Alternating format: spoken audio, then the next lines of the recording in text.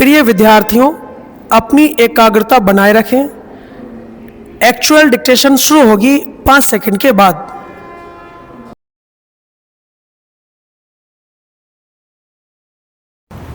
Start. आज के समय में विकास और पर्यावरण के बीच संतुलन बनाना पूरी दुनिया के लिए एक बहुत बड़ी चुनौती बन गया है। इसी संदर्भ में ग्रेट निकोबार द्वीप पर भारत सरकार द्वारा शुरू की गई एक विशाल बुनियादी ढांचा परियोजना इस समय काफी चर्चा में है।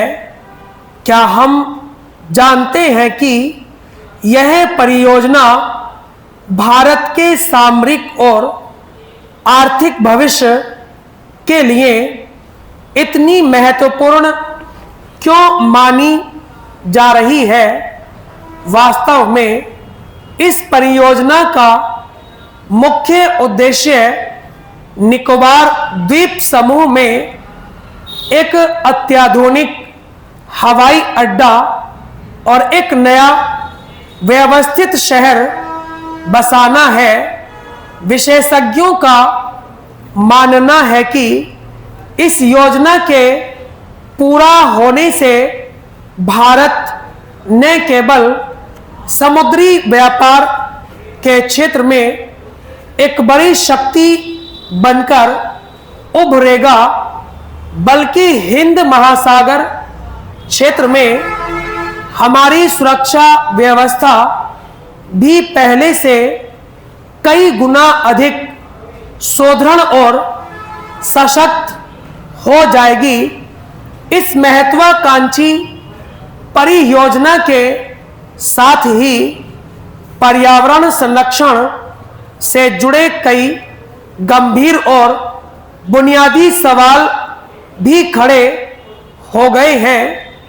पर्यावरण प्रेमियों और वैज्ञानिकों का कहना है कि निकोबार द्वीप समूह जैव विविधता की दृष्टि से अत्यंत संवेदनशील क्षेत्र है, जहां सदियों पुराने घने वर्षा वन और दुर्लभ प्रजाति के जीव जंतु निवास करते हैं। क्या एक आधुनिक शहर बसाने के लिए लाखों पेड़ों की कटाई करना सही है?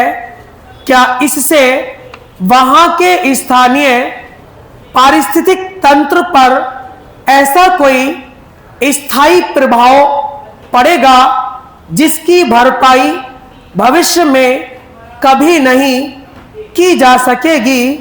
इन्हीं चिंताओं को ध्यान में रखते हुए सरकार और प्रशासन ने यह आश्वासन दिया है कि विकास के कार्यों के साथ साथ पर्यावरण की सुरक्षा का भी पूरा ध्यान रखा जाएगा। इसके अतिरिक्त वहां मौजूद दुर्लभ कछुओं और अन्य समुद्री जीवों के संरक्षण के लिए भी विशेष वैज्ञानिक प्रबंध किए जा रहे हैं।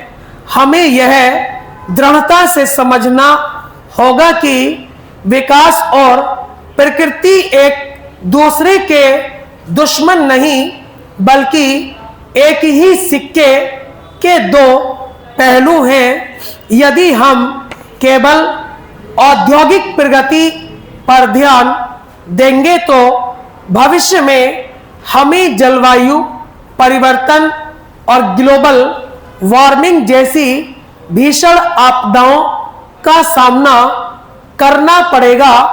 वहीं दूसरी ओर यदि हम अपनी सुरक्षा और आर्थिक प्रगति को पूरी तरह अनदेखा कर देंगे तो हम वैश्विक प्रतिस्पर्धा में बहुत पीछे छूट जाएंगे।